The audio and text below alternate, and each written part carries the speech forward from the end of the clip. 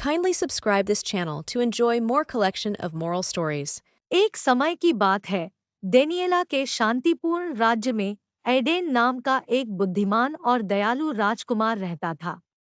Prince Aiden न केवल अपनी बुद्धिमत्ता के लिए जाने जाते थे, बल्कि अपने आसपास की सबसे सरल चीजों से मूल्यवान सबक सीखने की क्षमता के लिए भी जाने जाते थे।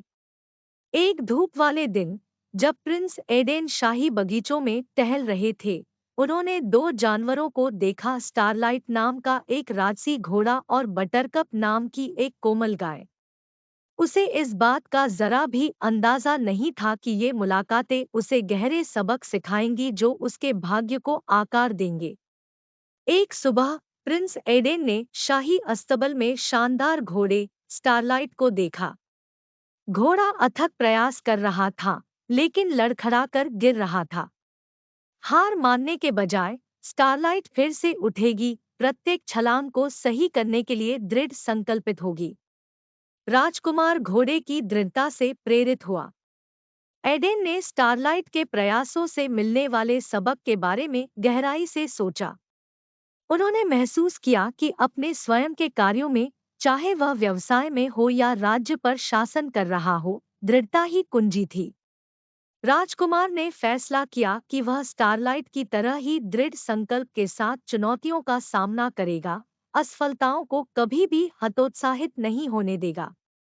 एक दोपहर प्रिंस एडेन ग्रामीण इलाकों में गए और उनकी नज़र बटरकप नाम की कोमल गाय पर पड़ी, जो ग्रामीणों के एक समूह से घिरी हुई थी। वे उसे दूध पिलाने के लिए संघर्ष कर रहे थे, क्योंकि वह चिंतित और असहयोगी लग रही थी।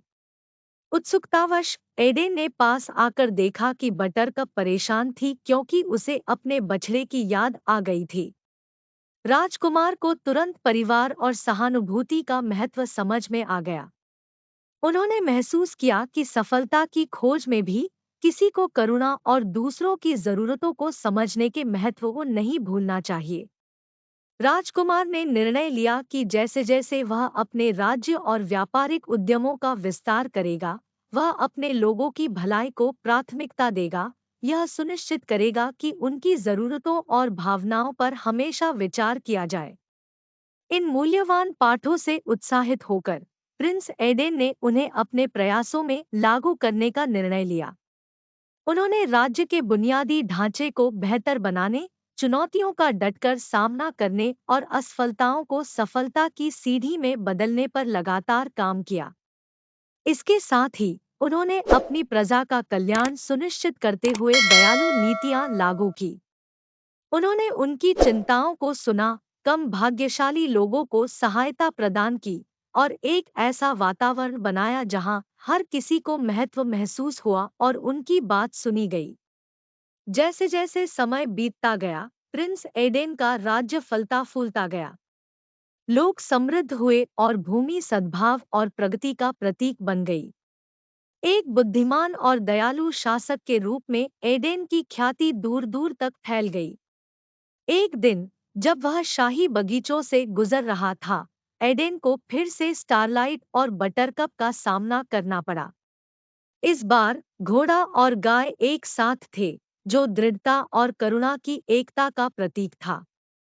प्रिंस एडेन ने इन दो उल्लेखनीय जानवरों से सीखे गए गहन सबक पर विचार किया।